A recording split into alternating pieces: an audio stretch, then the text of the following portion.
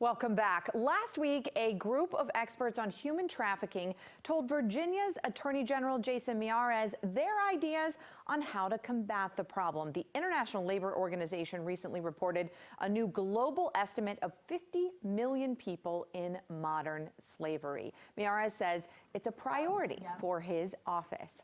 Advisors suggested to the AG this week that he could rework how other crimes related to human trafficking are prosecuted. For example, arrest buyers of commercial sex rather than sellers, require prosecutors to prove those charged with prostitution are over the age of 18, stop charging survivors with drug-related or other crimes inherent in the trafficking trade. And joining me to discuss the AG's efforts is Tanya Gould, a survivor and the director of Virginia's Anti-Human Trafficking Office. Tanya, thanks for joining us.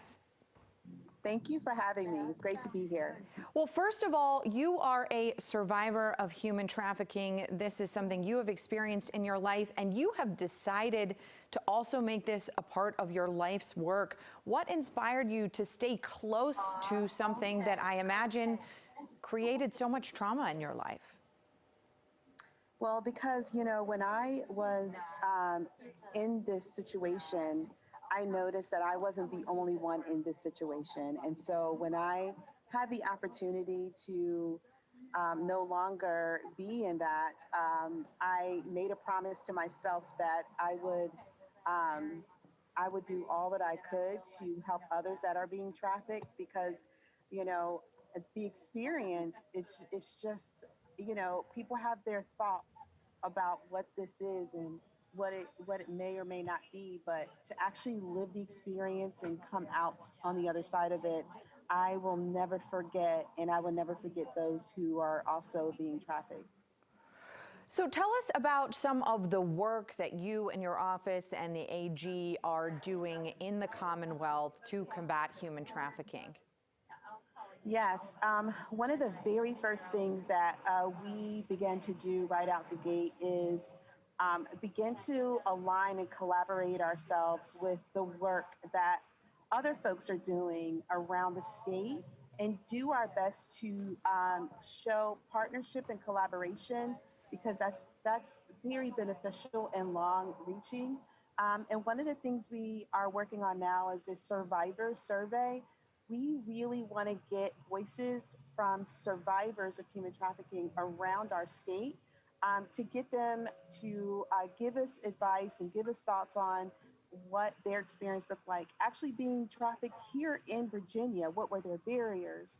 You know, what services they provided. So we're going to do this survey and use that to inform our offices, so that we are really listening to survivors.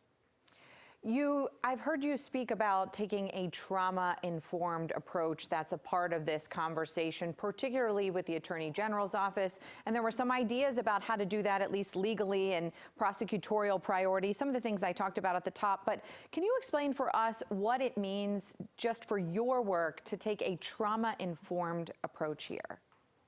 Yeah, so trauma-informed approach, when you think about it, it's, you know, a law enforcement officer, you know, happening to come into a situation, understanding that the person that's in front of them, they have a backstory. They have a story that they have no idea about. And so there may be triggers that they are unaware of, or there just may be signs and just other things that are happening, you know, in their situation that they may not be aware of. So being trauma-informed means I'm gonna be aware of or be more cognizant of some of these backstories and some of the situations that people are in. And we want to make sure that not only law enforcement, but service providers, that they also are trauma-informed, because we want to have a trauma-informed response. So as survivors are going from one service to another service to another service, we're not leaving anyone behind. And you know, everyone's thinking forward to the prosperity of survivors.